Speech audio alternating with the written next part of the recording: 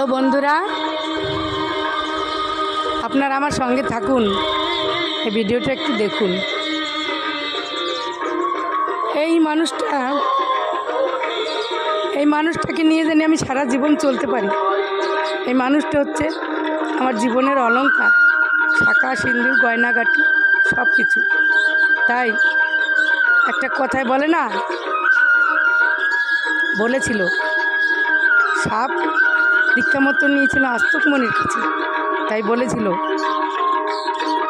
যে গোসাই, তুমি আমার মন্ত্র ফিরিয়ে নাও। কেন না গোসাই, আমি আর পারছি না, আমি তোমার কাছে মন্ত্র নিয়ে আমি একবার মরেই গেলাম। কেন? তুমি বলেছিলে না মন্ত্র দীক্ষা নিতে পারিস, তুই কিন্তু কাউকে কামড়াতে পারবি না। এখন তো আমি কাউকে কামড়াই না। এবার মানুষ দেখলেই আমাকে মারে, আমি মার খেয়ে খেয়ে একদম শেষ হয়ে গেলাম।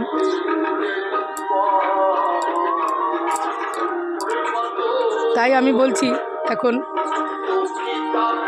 আরে বোকা শোন, তোকে আমি কামড়াতে বারণ করেছি, তোকে তো আমি ফোঁস করতে বারণ করি নাই।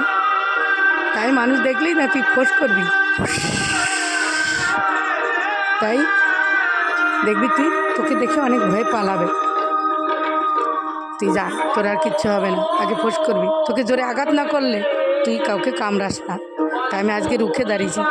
এতদিন ভয়ে পড়ে পড়ে মার খেয়েছি, কীরকম পড়ে যাবে।